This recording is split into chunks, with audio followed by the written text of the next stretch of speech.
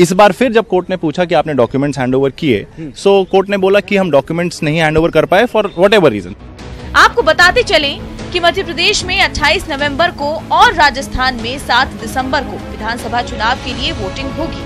Justice A.K. Sikri और justice Ashok Bhushan की bench ने इन याचिकाओं को खारिज कर दिया।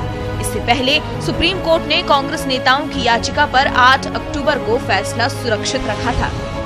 न्यूज़ 18 राजस्थान के लिए दिल्ली से सुशील पांडे की रिपोर्ट।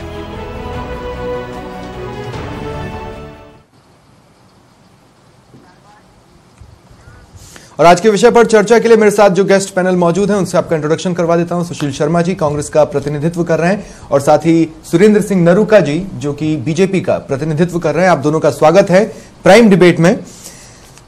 सुशील शर्मा जी, क्या बात का बतंगड़ बनाया गया? नहीं, देखिए, आपको मैं सही जानकारी दूं, बात का बतंगड़ नहीं, एक जागरूक राजनीतिक कार्यकर्ता होने के नाते, जागरूक संगठन होने के नाते जो चुनाव आयोग की वेबसाइट के ऊपर जो ड्रॉ की गई थी वोटिंग लिस्ट, उसी को लेकर के हमने कंप्यूटराइजेशन सिस्टम से उसको मिलान किया, उसको चेक किया, तो राजस्थान में करीब 45 लाख और मध्य प्रदेश में करीब 65 लाख नाम डबल पाए गए या ट्रिपल पाए गए, या सेम एज ग्रुप में, सेम जाति के हिसाब से, सेम पिता के नाम से ये मिले। और उसकी हमने जानकारी दी चुनाव आयोग को।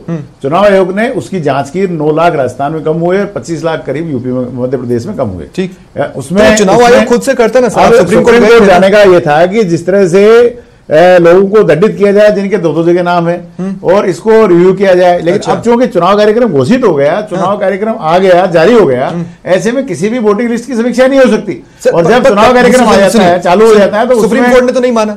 सुप्रीम कोर्ट ने तो कपिल सिब्बल तो नामी वकील है, अच्छे वकील हैं, वो इस पॉइंट को क्यों नहीं रख पाए अच्छे से? देखिए, मैं जो बताऊं, मैं भी वकील हूं, नरूका जी वकील है। हाँ?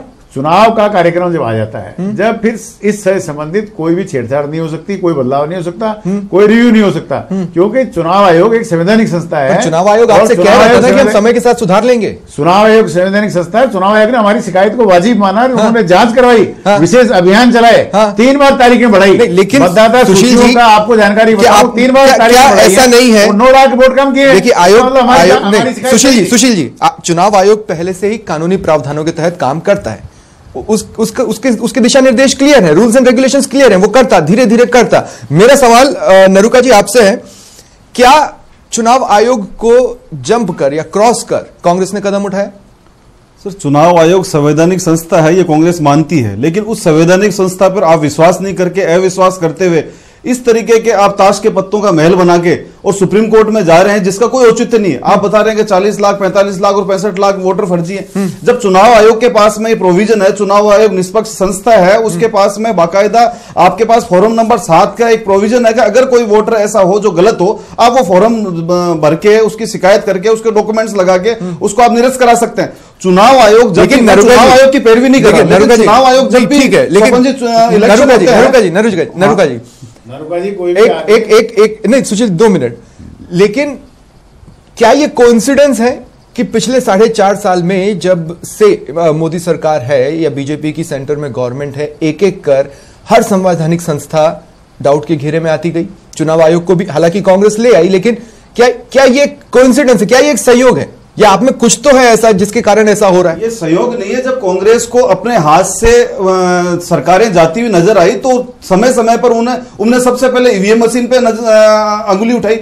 ईवीएम मशीन किसकी बनाई हुई? ईवीएम मशीन पे सबसे पहले किसने जारी किया? कांग्रेस ने जारी किया। हाँ। ईवीएम मशीन पे वहां पे आप डाउट क्रिएट कर रहे हैं, जहां पे आपकी सरकार हार गई या आपकी पार्टी हार गई या आपने अपनी सरकार खो दी है। और देखिए, विपक्ष के तौर पर सही है, नहीं आप देखिए, लेकिन नरूका जी इतना तो है ना कि विपक्ष के तौर पर उन्हें भी काफी कुछ बोलना है। आप भी, जब आप तो सिद्धस्त हैं विपक्ष में होने के, बल्कि आपसे बेहतर विपक्ष तो इस देश ने देखा भी नहीं था। लेकिन बात वही है कि आप लोग जब से प्रेजेंट गवर्नमेंट में आए हैं, एक कर कुछ तो ऐसा हुआ कि डाउट्स क्रिएट हुए। वो क्या था? वो कुछ क्या था? सर, एक करके जो डाउट्स क्रिएट हुए, लेकिन डाउट्स तो क्लियर तो करते हैं। आपने वो जो बात हम कह रहे हैं कि आपने ताश के पत्तों का महल बनाया, आपने केवल झूठ पर झूठ, इसके अलावा कुछ ही नहीं किया, जिसको सुप्रीम कोर्ट ने भी आज ये कह दिया कि इस तरीके की आपकी जो भी आपने लगाई है कमलनाथ जी ने और सचिन पायलट ने, वो उसको खारिज कर दिया। तो झूठ की राजनीति करते करते सुप्रीम कोर्ट तक, और जो एक संवैधानिक संस्था है निर्वाचन आयोग, उस पर भी झूठे आरोप लगा दिया आपने। क्या सुशील जी किसी खास तरह की राजनीति कर रहे हैं आप लोग? मैं ये आपसे इसलिए पूछ रहा हूं क्योंकि जो हलफनामा चुनाव आयोग ने दाखिल किया उसमें उन्होंने एक लाइन लिखी है कि कांग्रेस एक खास अंदाज में चुनाव कराने के दिशा निर्देश जारी न करवाए। देखिए, हम पहले तो सुप्रीम कोर्ट के फैसले का स्वागत करते हैं। सुप्रीम कोर्ट हमारे जो फैसला जो भी दिया है, सुप्रीम कोर्ट ने जो भी मार्गदर्शन दिया है, निश्चित रूप से हम उसका स्वागत करते हैं। और दूसरी तरफ हम ये कहना चाह रहे हैं कि राजस्थान में आपका धौलपुर का उपचुनाव की स्थिति आपने देखी, किस तरह सरकार ने जो है वहां मुख्यमंत्री कानून तोड़ के वहां बैठी रही, किस तरह पैसा बैठा, किस तरह वहां जो बूथों पे कब्जा हुआ, किस तरह, और चुनाव आयोग के पास हम गए, एक अपराधी व्यक्ति सजा याफ्ता वहां रहा, चुनाव का संचालन करता रहा, और दिल्ली जाके चुनाव आयोग की शिकायत की जगह फिर बदल हुआ। वो स्थिति आपकी यहाँ रही। आप मेरे सवाल, मेरा सवाल आपसे क्या था? बिल्कुल कठपुतली बना के रखा हुआ। देखिए, और मैं आपसे ये कह रहा हूँ कि आयोग को ऐसा क्यों लग रहा है कि आप किसी खास अंदाज में चुनाव करवाना चाहते हैं? निश्चित रूप से इसमें बात ही नहीं है। अगर कहीं गलत कोई चीज होगी तो कांग्रेस उसको उठाएगी। कांग्रेस ने उठाई है। मैं आपसे दोबारा सवाल पूछूंगा। सुशील जी, जयपुर में चुनाव आयोग आया, उसके सामने इस चीज को रखा, पर आपने भरोसा नहीं जताया ना सर उन पर। मैं क्या कह रहा हूँ आपसे, होती रही बूथ कैप्चरिंग होती रही। एक तरफ आप उनसे बात करते हैं, दूसरी तरफ भरोसा नहीं जताते। हमने चुनाव आयोग को यहाँ जयपुर आया, उसके सामने सारी बात रखी है। वही मैंने कहा, लेकिन आपने भरोसा नहीं जताया एक पल के लिए भी। अपनी बात को रखी है, ठीक है, और 9 लाख वोट। मैं आपसे दोबारा सवाल पूछूंगा सुशील जी। अंदर कम हुए, वो कैसे कम हुए? ठीक है, इसके बाद भी याचिका खारिज हुई, वो कैसे खारिज हुई?